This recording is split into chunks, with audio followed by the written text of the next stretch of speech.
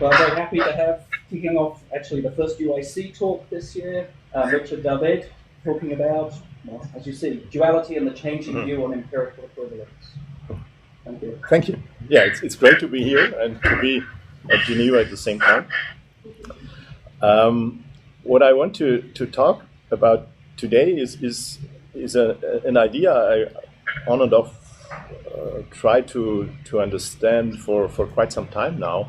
And I think there is something quite interesting about this, but I'm still not sure whether I have really managed to put it in the best possible framework. So the plan of the talk is that I will first just very briefly introduce string dualities and then try to make a comparison between the role that is played by empirical equivalence in the context of dualities and the canonical understanding of empirical equivalence. And I will argue that the canonical understanding has much to do with the conventionalist perspective. So I will talk a little bit about that and then try to look at the differences between the 2 points of view. Dualities, of course, are not constrained to string physics, but they are of particular importance in string physics. And I don't want to go into any detail now about the spectrum of dualities that exist in string theory. What I want to say is that generally dualities constitute a specific form of empirical equivalence. Theories may look very different, but are assumed for a spectrum of reasons to be empirically equivalent. And observables that appear on both sides of the duality relation, so in both of the empirically equivalent theories, are often interpreted in an ontologically very different way in one theory than in the other, even though the spectrum of observable parameter values in some sense is the same. Now, often dualities are related to each other, dual theories are related to each other by inverting some parameter value that may be the radius of a compact dimension in string theory, for example, or a coupling constant, or something similar. And in string theory, dualities seem to be at the core. Oh, I'm sorry, I forgot about this. No, it doesn't work. Not working. Oh. So. Okay.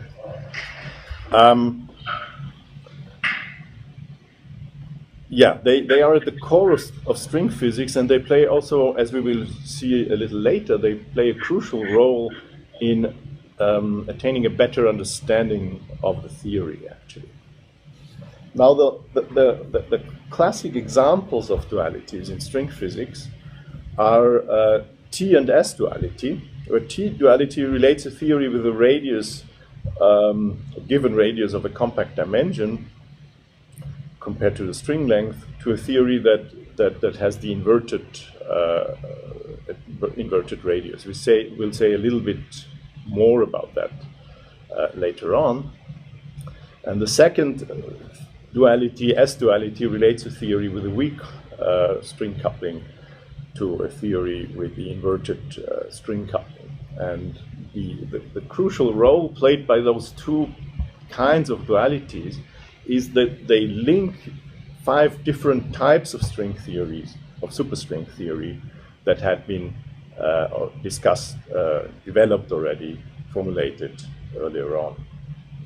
Based on the duality relations, one understood that those 5 theories actually are not independent theories, but they just form one coherent web of perspectives, one may say, onto the same physical situation. Now, another duality that plays an even more important role probably nowadays is ADS-CFT duality, And this kind of duality relates a pure gauge theory, which is a theory that doesn't contain any graviton, so it's not per se a gravitational theory, to a string theory, which is, of course, a theory that does contain gravity. So it is a gravitational theory, which makes this particular duality so surprising. And one peculiar aspect of this is that this duality reaches out beyond string physics and relates string theory to gauge field theory. And the implication is that actually gauge field theory and string theory seem to be just two different perspectives on the same physical situation, once again. Now, this has only been demonstrated for specific cases, and let's say the canonical case is the relation between a string theory on ADS space, anti-de Sitter space, and so a specific background geometry, and a conformal field theory on the boundary of that space. And the most fascinating question right now is how far one can generalize this duality relation. So the suspicion shared by many is that there should be some entirely general gauge gravity duality, but one hasn't succeeded in formulating or specifying this more general framework. Now, the question I want to talk about today is what is the special thing about dualities when we compare it with earlier instances of empirical equivalence. So, in some sense, dualities seem to be comparable to earlier cases of empirical equivalence, but if we look closer at the situation, we will find that some things also are very substantially different, and those differences, I think, are very interesting. Now, if we look at the traditional view on empirical equivalence, that view has much to do with the development in mathematics and in theoretical physics in the 19th century. Before that, there had been various approaches towards empirical equivalence. One canonical approach, Newton's approach, was that something like empirical equivalence should not play an important role, because usually we have what Newton called a deduction from the phenomena in physics. So if we look at physics and we specify a theory based on precise observations we have made, then we may assume that we can deduce the theory from those observations. So the threat of empirical equivalence of different theories doesn't play a role in this understanding. In the 19th century, this understanding changed considerably, and one may say it changed for two reasons. It changed because the dynamics of theory building, of theory succession, became more apparent in the 19th century. And at a more conceptual level, it changed because of the evolution towards advanced mathematics that went beyond our intuitions. So one understood that new mathematical concepts can be developed, and they also can play a role in physics, that are not immediately based on our intuitions. Examples like complex analysis, non-Euclidean spaces, higher dimensional spaces, and so on. And those concepts were first developed in mathematics and with some time later absorbed into physics in, for example, Maxwell theory, and later on, of course, the 20th century in quantum mechanics and relativity theories and so on. So the understanding was that this new level of mathematical conceptualization generates more flexibility of physical theory building. So theory building in this new context was not necessarily based on our core intuitions about the world, but could transcend them and could break them up and could lead to theories that are only in a very indirect way related to those intuitions which still play a role in our measurement procedure, of course. So the understanding was that if this happens, then it is more likely, or it may be expected, that theory building is successful, sufficiently successful for accounting for any imaginable regularity pattern we find in our observed data. So the idea is that we just have to be sufficiently clever as scientists, sufficiently inventive with our conceptual tools in order to come up with a theory that can account for a regularity pattern, whatever that regularity pattern might be. And from that understanding, it's only a small step, to go one step further and say if there is one representation, conceptual representation of a regularity pattern, why shouldn't there be more than one? Why shouldn't there be many such patterns? And that, of course, implies empirical equivalence, the possibility of empirically equivalent theory. So that was the traditional view, and this traditional view was expressed in a conceptually quite cogent way, one may say, by Poincaré in his conventionalism. The main example Poincaré addresses when developing his conventionalism is the discovery of non-Euclidean space-time, but Poincaré eventually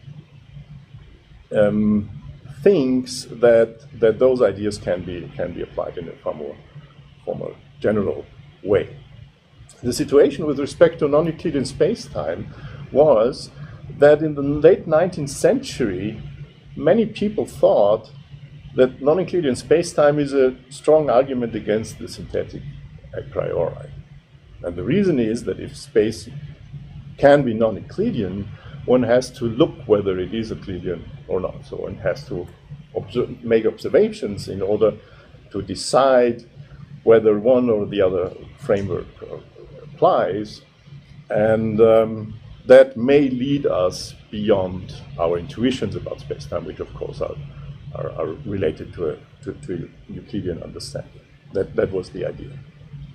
And Poincaré answered to this that he agreed that non-Euclidean space-time is an argument against the synthetic a priori, but he denied that it is an empirical question to decide whether Euclidean or non-Euclidean space-time would apply. He pointed out that actually the choice of the background geometry is a conventional choice. So it does not. So you may represent the very same empirical data based on Euclidean or non-Euclidean space, depending on which force laws you apply. So the idea is that the new conceptual tool doesn't widen the spectrum of empirical regularities that can be covered by our theories, but it creates space for empirical equivalent theory building. So it means that theory building offers more possibilities, more wider spectrum of variation than what is needed in order to cover all, let's say, in that context, interesting regularity patterns.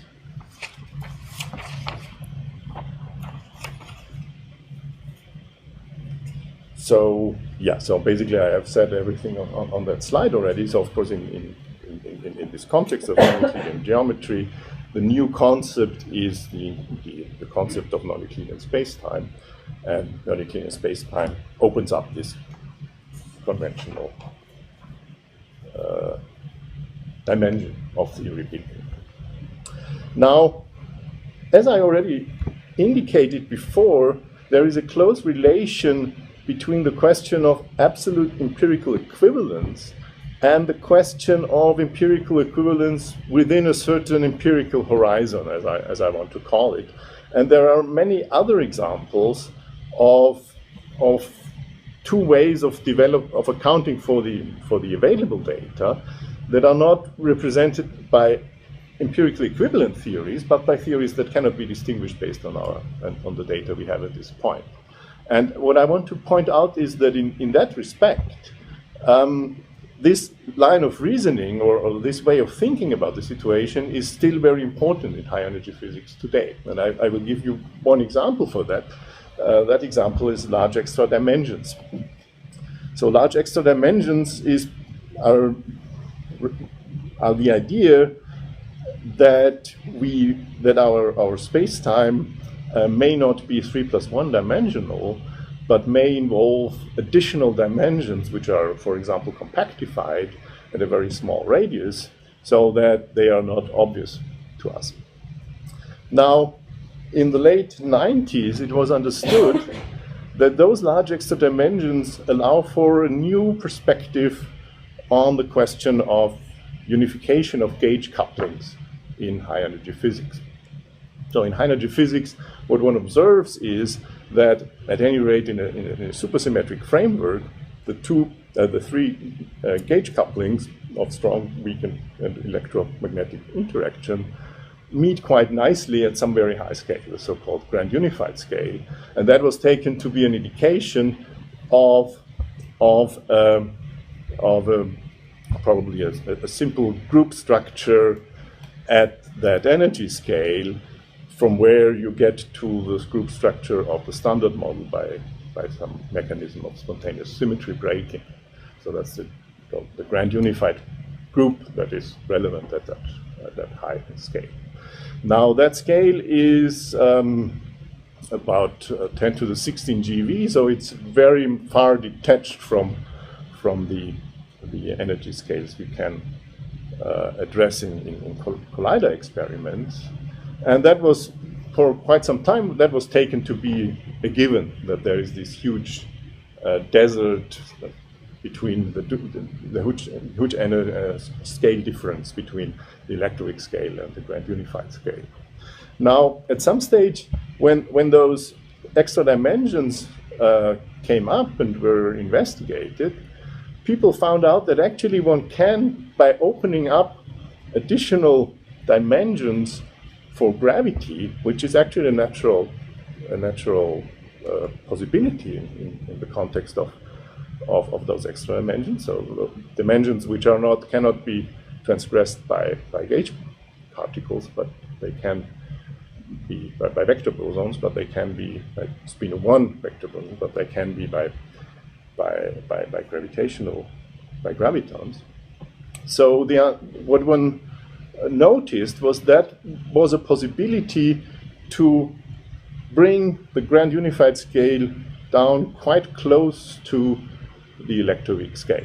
So it represented a quite different approach towards grand unification by introducing an additional conceptual tool that was kind of counterintuitive. And once that was established, it was an open question whether one or the other concept was plausible, and actually that's the case until this day. So here we have in nowadays high energy physics an example where the same idea of empirical equivalence or approximate empirical equivalence is still pursued in high energy physics. So the conventionalist idea is that empirical equivalent theories are a consequence of too much conceptual flexibility. And the increase in abstract mathematics increases that flexibility and therefore also increases the probability that those empirical equivalent theories can be found. Now, what is important, what is interesting on that basis is to notice that not too many interesting empirical equivalent theories were found in physics throughout the 20th century. And whenever one thought that one had found some of them, it became questionable whether they are actually empirical equivalent, or whether those approaches should actually be are in a sufficiently significant way different to call them different theories. So in the case of non-Euclidean geometry, the situation, of course, became more complicated after the introduction of general relativity. So it's more difficult, let's say, in that context, to develop a conventionalist position. Then there were the ideas of quantum mechanics interpretations. However, with respect to quantum interpretations of quantum mechanics, it's often the case that it's doubtful whether one should call those interpretations absolutely empirically equivalent. In many cases, it's clear that they are not, actually. So they may be very close, they may be empirically equivalent for practical purposes, but they are not absolute examples of absolute empirical equivalence. And then there are other examples that rather look like different takes on the same theory. So there seems to be less flexibility, actually, of theory building than one would naively expect. And one possible explanation for that is that the higher complexity of mathematics and the higher universality of the theories that are developed on that kind of the, so you want to make those theories more universal, make it more difficult to remain consistent. So the flexibility you might expect to gain based on new conceptual tools is countered by the higher difficulties to develop a consistent theory. Now, let's look at the situation of dualities. At first glance, it seems to be the case that the abundance of dualities in string theory marks the first time when empirically equivalent theories actually take center stage in modern physics. So in the context of dualities, they really are, there are lots of them, and they are really very important. They are crucial for characterizing the situation. So one might think that this is a late vindication of this conventionalist view. So at last, we have found those empirically equivalent theories. And actually, it's also possible to tell a story about the different dual theories that is coherent, consistent with that framework. For example, if we look at gauge-gravity duality, we may understand the situation in a way that we say whether or not we should include gravitons at a fundamental level is a matter of convention. We have one possibility where we do that. That's string theory, that's an effective level supergravity. And but we have the other empirically equivalent possibility just to work based on gauge field theories. And eventually we can come up with the same empirical spectrum. So we don't need gravitons in the very same way we don't need, let's say, non-Euclidean space-time. Let's say non-Euclidean space, to talk about Poincaré in that earlier example. So there are similarities structurally which one can try to exploit. However, if one looks more closely at the situation, one notices that in three important respects, the situation is very different in the case of string dualities than in the case of those traditional cases of empirical equivalence. So, and I will try to characterize those three differences now. The first difference is a difference with respect to the process that reveals empirical equivalence. If you remember the situation in conventionalism, we had a situation where the discovery of new mathematics was the basis for developing new theories. So we had some set of theories that was developed based on the old toolbox, and then we developed those, or physicists developed those new tools. And based on those new tools, the idea was there should be possibilities to develop empirical equivalent theories. And of course, that's the way Poincaré thought the situation would play out with respect to non-Euclidean geometries. In the case of duality relation, the situation is very different. And we have seen that already with respect to S and T duality. In the case of those dualities, what was new once the dualities were understood, or one may say discovered, was not that new theories were developed, but the empirical equivalence between existing theories were understood. So we did have the spectrum of 5 types of string theory before. There was, one must say, one important example of a new theory that was conjectured based on those dualities, that is M theory. So it's not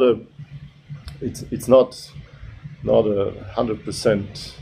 Let's say the story I tell is not always the actual story, but with respect to many cases, it is that dualities turn out not to reach out to new theories, but they relate existing theories to each other.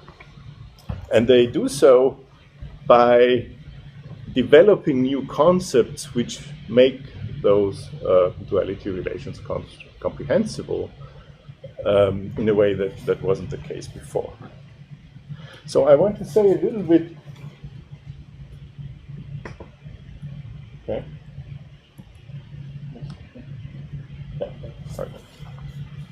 about this by looking at the role of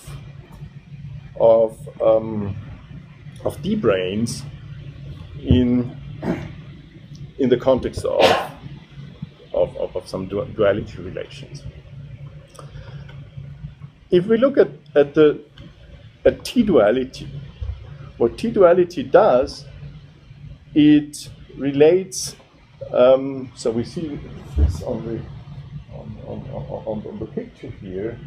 If we think about closed strings moving in a compact dimension, the way we can see it here, there are 2 spectra of discrete numbers that characterize the observational spectrum. One is the transversal momentum of the string along that compact dimension, and the other is what is called the winding number. So it's the times the string is wrapped around this extra dimension. And of course, the winding number is a discrete number, and the transversal momentum in a closed dimension is as well, because we are talking about the quantum theory. Now, it turns out, if one looks at the situation here, and one replaces the initial theory by a dual theory where the radius of the compact dimension measured in string length is inverted, we get the same observable spectrum where the momentum number and the winding number are exchanged. So what is the so if you think about it if we look at a large extra dimension, winding numbers will energy-wise will be far apart, because it's quite some stretch to stretch the string of a specific length around that large dimension, while we have a very dense spectrum of momenta, transversal momenta. If we go to the dual picture, so the small radius of the compact dimension, we find that wrapping the string is very easy because the dimension is so small, while we have the spectrum of transversal momenta is let's say those values are very far apart. So it's quite plausible to assume that based on the movement of those closed strings, that there is a duality relation between those two descriptions. And that may be conjectured. However, the problem is, if we look at open strings, the situation doesn't work anymore. So the problem about open strings is that there is no winding number. You cannot wrap them around the dimension, which means that small radii don't correspond to a dense Kaluza-Klein spectrum, to a dense, sorry, not Kaluza-Klein spectrum, to a dense spectrum of winding numbers. Therefore, if we go to the dual picture, the dual picture doesn't open up a large radius for this additional dimension based on transforming the winding numbers into momenta in the dual picture. So what we get is a problem because T-duality doesn't seem to apply to open strings. So we don't get the dimension back by going to the r equals 0 limit and then moving to the dual picture. So we seem to have a situation that is kind of incoherent, inconsistent, because we have the closed strings moving in a higher dimensional space in this dual picture than the open string. So something seems not to work with the duality relation. So probably maybe there is no duality, no full duality after all. Now the solution to this problem was given by Polchinski in 96 by introducing those new objects called D-branes. So D-branes are higher dimensional objects with an infinite extension. So they extend infinitely into the dimensions they cover, and they represent boundary conditions for open strings. So open strings, the idea is open strings must end on a D-brane. And now one can show that those D-branes actually are dynamical objects, so they are genuine physical objects. They are not just kind of an artifact of a description. And it turns out that if you introduce those D-branes, T-duality now works for open strings as well. And it works for open strings because those D-branes actually constitute the reduction of spacetime for open strings that has been described before. So we actually have a situation where the felt dimension for the open strings is smaller, can be smaller than for closed strings, and that is integrated in this entire picture where D-branes play an important role. So what you learn from this is that a consistent string theory that works beyond the perturbative regime has to involve those D-branes, and in that consistent theory you actually find T-duality. So T-duality turned out to be a general property of string theory, and the important thing is that it was necessary to have those new conceptual tools in order to show that, or in order to make that claim consistent. In the case of ADS-CFT duality, something quite similar is happening, and one can understand that the best way by looking at the initial strategy, let's say, based on which Maldacena conjectured the ADS CFT duality. So the duality connects a conformal field theory in 4 dimensions and a string theory on ADS 5 times S5. So S5 is the compact space, the space of compactified dimensions. And the one way to arrive at that duality conjecture is by looking at different limits of a stack of n coincident D3 branes in one type of string theory.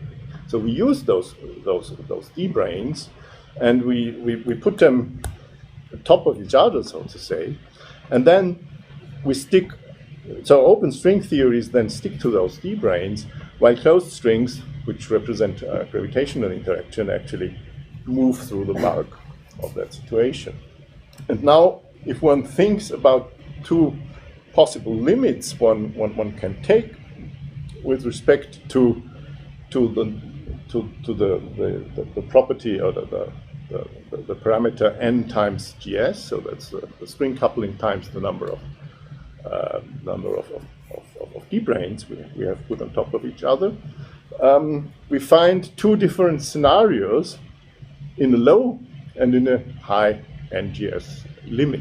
In the low limit, we find a situation where we get a gauge field theory based on the open strings moving on those D branes. So they can end on different of those n D branes, which generates an SUN gauge symmetry. And the situation, this system decouples in the small coupling limit from bulk physics, so we have a pure gauge theory. And in the high NGS limit, on the other hand, we find something that is called the black brane, so it's an equivalent generalization maybe of a black hole to higher dimensional objects. And this black brane has what is called a throat geometry. So you have a geometry where, I don't have anything to write this down, but you have a geometry where kind of the, okay, I can, yeah. So if I have those, they probably won't be able to see it in Geneva. But okay. So I have those stack of ND branes, and now if I look at it from the top, so to say, then the D brane would be infinitely down here, and I have a geometry that with a singularity with a certain distance from the D brane. So a certain radius of that geometry around the D brane. So that means that the space-time does not reach that stack of D branes anymore. So the D branes kind of are not in the embedding space-time anymore. And now the question is, what's the geometry close to that horizon here down here? And it turns out that the geometry of over there is approximately ADS CFT. So what we have here is a gravitational theory outside the D brane on an ADS CFT space, and in the low coupling limit we have a pure gauge field theory, and from that, based on the understanding that those 2 limits actually have the same spectra, based on that observation, Maldacena conjectured that actually there is a full duality between those limits. So that stack of D branes kind of relates those 2 theories, but it turns out they are not just limits of that system, but they are actually fully equivalent, empirical equivalent descriptions. So that's the argument with respect to ADS CFT.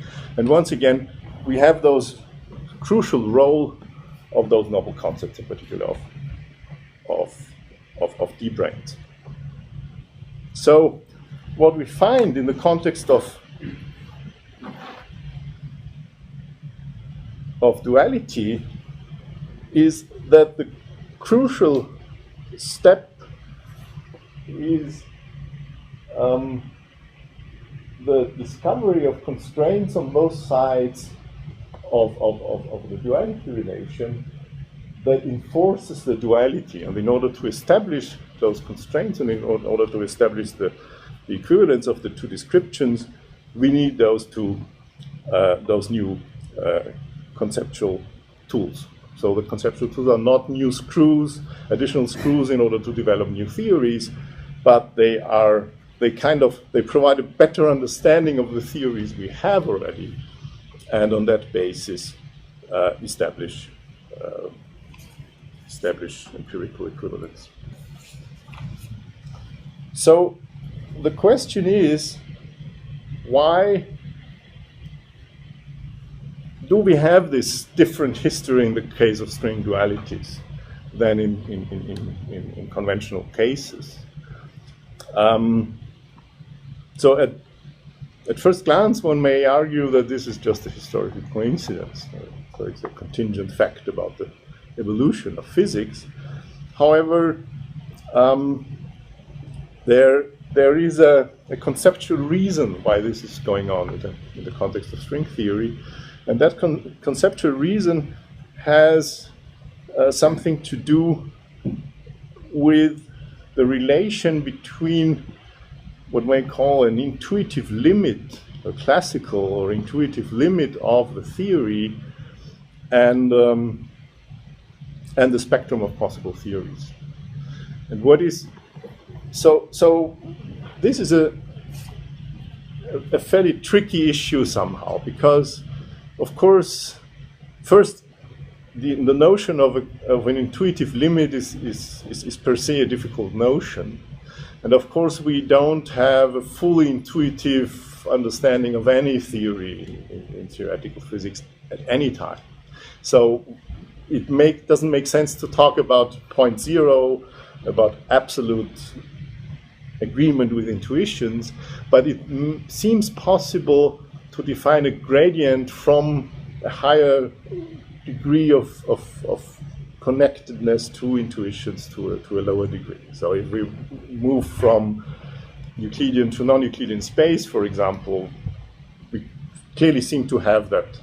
We move away from our intuitions, or if we move from classical physics to quantum physics, we move away from our intuitions. And of course, in the same way, if we introduce the higher dimensional spaces of string physics, or if we introduce D-branes, one may also understand that in terms of moving away from our intuitions. Now, in the context of string physics, one important characteristic of those theories, in particular those where the coupling constant plays a role, is that the duality relations connect a situation that is close to a classical limit to a situation that is far from such a classical limit. And with respect to coupling constants, that is related to the fact that the coupling constants G turn up in the equations in conjunction with an H bar. So going to a weakly coupled limit also corresponds to going towards a classical limit of the theory. So therefore, if we start out with a weakly coupled theory and we apply S-duality, or also ADS CFT, because they're in the gauge theory part of the duality relations, we also have this question whether the theory is weakly or strongly coupled. So we start from there and we move on to the dual picture. We end up at the theory that is very far from that intuitive limit. And that means that we cannot understand the duality relation by looking at those classical limits of the theory. And that's the reason, of course, why those duality relations are so counterintuitive.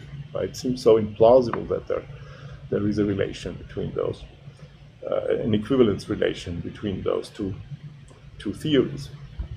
So what we have is a situation where we need to go beyond the classical limit in order to establish the empirical equivalence first, and second, the situation where the duality relation eventually ends up showing us that there are actually different classical limits to the very same theory.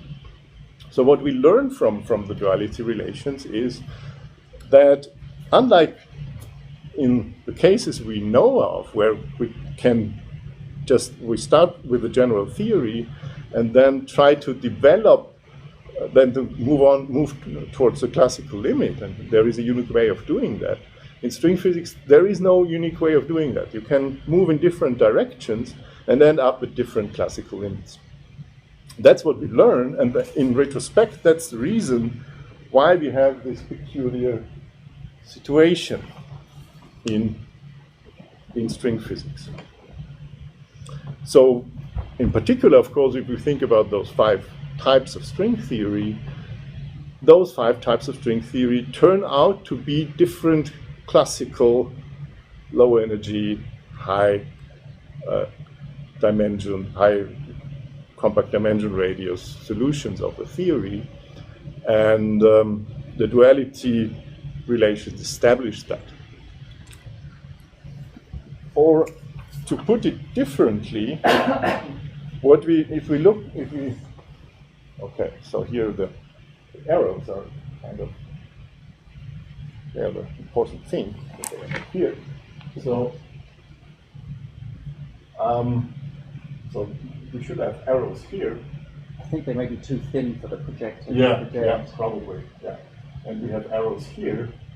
So if we compare the situation in the conventionalist picture of empirical equivalence, what we find is that we have one classical or intuitive theory, and the extra tools we develop then allow additional theories to branch off from that kind of theory. While in the duality picture, what we have is that we have all those classical limits already, but without the duality relations, we don't understand that they are empirically equivalent theories. Or, in other words, we don't understand that there are classical limits of the same theory. So we need to apply the duality, we need to get a better understanding of the strong coupling case, for example, so of the situation away from the intuitive limit.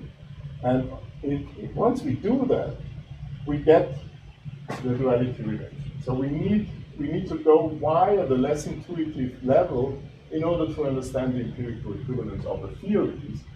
Those theories do have classical limits, but there is no empirical equivalence relation between the different classical limits of the theory. So that's the crucial difference.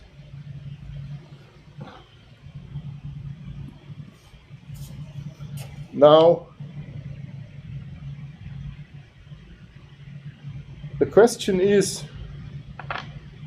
what is, let's say, the conceptual implication of all that? And that leads us to the third difference between traditional and the duality situation. And this third difference is a difference in the roles played by the empirical equivalence announcements or claims in physics. In the conventionalist picture, we don't need the various empirical equivalent theories in order to understand the physics. It may be instructive to think about those empirical equivalent theories, but we can specify the entire theory, the full physics, based on one theory. So we just select the theory that looks most reasonable based on some spectrum of considerations. In the case of duality relations, we just cannot get a full grasp of the theory by just looking at one of those various formulations. So the duality relations in this case are an essential part of understanding the theory per se, which of course also means that the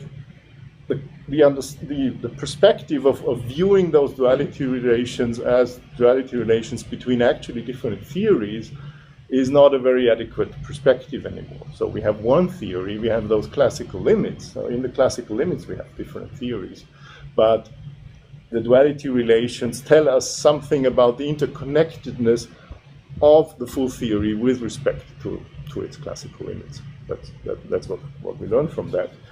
And of course, on that basis, we need those duality relations in order to understand the theory. And duality relations can also, in some specific respects, tell us far more about the theory than each individual theory. For example,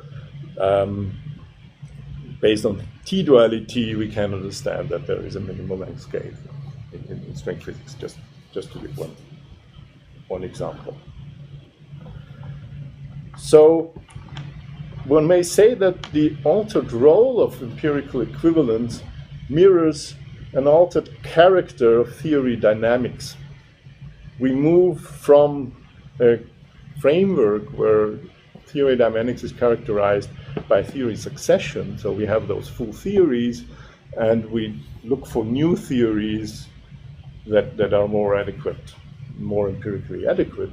In the given context, the dynamics of theory building is a dynamics of that relies on specifying kind of the starting point of the theory and developing the theory on that basis by introducing new conceptual tools. And this is possible, or this makes sense, because of the very specific structure of string theory, where if we start from one classical limit and develop our theory based on trying to understand that classical limit, this will not provide a full characterization of the theory in the sense that we can calculate the theory, that we can understand all of the theory's implications and so on. However, already by specifying that classical limit, or specifying the theory to the extent the specification is relevant to that classical limit, we have good reasons to assume that the theory is fully specified. So we have reasons to assume, and this is not a trivial question at all, and there's some string physicists who are very careful not to overemphasize that point. So it may be that this is actually turns out not to be the full truth about the theory, but as it stands and as one understands the situation now, we have string physicists have reasons to assume that by starting from perturbative string theory, by developing this, by introducing deposits that characterize a string moving in background space in that case, they have fully specified the theory. So what they need to do to understand the theory is they have to make that approach consistent. And the attempts to make that approach consistent involves going beyond the perturbative limit. And one important element of going beyond that perturbative limit is the deployment of those duality relations. So that this distinction between the fully specified theory and the fully formulated theory is a crucial characteristic of string physics, and it opens up the gap, so to say, that awards this new role to duality relations, this new role to empirical equivalence. So vaguely the way one may characterize how this works is that we do observe classical objects. So we know that we live in a limit where dealing with classical objects is kind of a good approximation. And only if we look very carefully at the situation, we understand that it's not good enough. So we need to move beyond that. Given that this is a good explanation, it's also clear that there is such a limit in the true theory. So whatever is the true characterization will have a classical limit. Now, in string physics, tells us that even if we develop a theory based on that classical limit, and we have a unique way of doing that, we still don't know close to which classical limits we sit, because there are many classical limits of the very same theory. And the universality of the theory seems to play an important role, first in constraining the options, so that there seems to be let's say a strong constraints that force one into developing the specific theoretical context, and it also seems to apply the constraints that to generate the constraints that imply that from this specific classical limits there is only one way of constructing the full theory. So this means that what one seems to learn is that consistency requirements, once one moves towards a universal characterization of the theory, enforce those connections between the different classical limits and enforce just one, at the most fundamental level, just one coherent solution to the theory. Which means that in the end, we find a situation that is completely the opposite of the situation that would characterize the existence of empirical equivalent theories in the canonical perspective.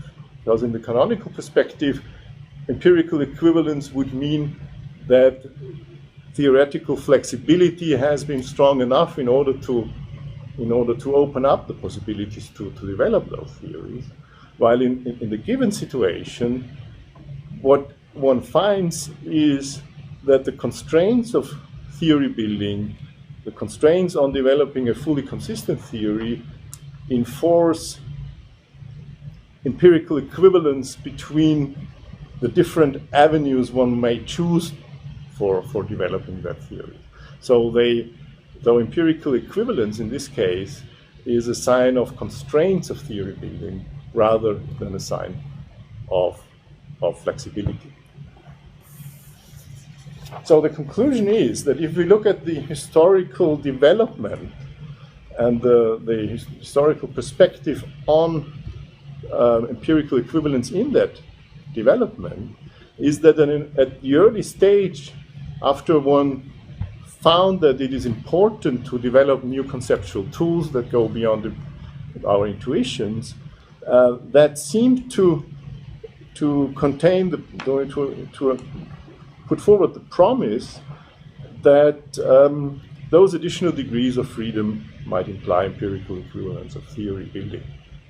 So they might widen the spectrum of possible reconstructions of data beyond the spectrum of data that is actually, let's say, empirically possible. However, at some stage it turned out that the constraints of theory building based on consistency take over and they reverse that dynamics in a way. So they turn empirical equivalence from a concept that is related to the flexibility of theory building towards a concept that is related to constraining that flexibility at the level of fully developing theories that are detached from our intuitions. So moving away from our intuitions now is not a move towards a higher spectrum, a wider spectrum of options for theory building, but it is a move towards a more constrained spectrum. And that's that's the message one gets from duality relations in string theory. Thank you. Do you have questions in Geneva? So, questions? Nobody? Well, I have a question. Do you want to know anything? Go ahead. So, I have two things, really. So for me, as you know, I'm not working on this. A lot of this concerns physics. I've never really studied in any detail. But I have two things I'm a little bit confused about and would be very happy to receive some clarification. One thing is when you said maybe halfway through the talk or so that the duality case in string theory is different from conventionalism in that there are two theories that we previously thought are empirically distinct, and then we discover later on that they're in fact empirical equivalent. And then it almost sounded as if that was sufficient for us to conclude that these are dual theories. But that must be a misunderstanding on my part, because it can't possibly be the case that empirical equivalence, unless we're extreme empiricists, I guess, empirical equivalence of two theories implies that two theories are dual or are theoretically equivalent or any such thing.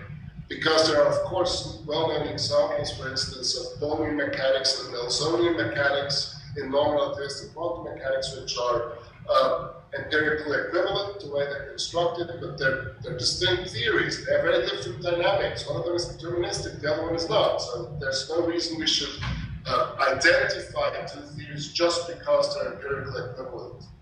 And then sort of the other question is coming from the other side. Like everybody who talks about ADS CFT talks about as if there are two theories. I guess ADS string theory, conformal field theory, and these two distinct theories are dual. Now we discover about them that they stand in this interesting relation, they're dual to one another. But the way you, the later part of your talk sounded, it's rather as if there really is one fundamental theory. At core, there is one fundamental theory. And these two theories really are nothing but two different ways of taking a classical limit or some sort of limit. Maybe not the fully classical limit, but something like that. So I guess my second question is that right? Yeah. About the first question, the line of reasoning goes the other way, right? So it's not the case that by fiat every empirical equivalent theory, part of every pair of empirically equivalent theories, should be called dual theories, even though one may say that the concept of what is a dual theory is fairly flexible. But it's the other way around. Whenever we find a duality relation between two theories, that is, normally if we find this relation that by inverting a certain parameter value, we have a correspondence between the spectra of a theory that eventually lead us to the conclusion that they are empirically equivalent. If we have this kind of more specific situation, we have a case of empirical equivalence. So the question is, how do we understand those cases? The question is not, at any rate at this stage, the question is not whether this completely changes our understanding of empirical equivalence with respect to other cases that have not been viewed from the perspective of dualities at all so far. For example, in foundational, in the case of foundational questions. So that's that's about the first point. The second point. what was? Can you remind me briefly what was the second question? Okay, I don't hear anything. Oh, sorry. Yeah. We have is one Just fundamental start over theory again, in Chris. which I had there the are sound off. different, limits that we take. And so there really are no two dual theories. There really is just one. Okay. Yeah. So this is very much a question of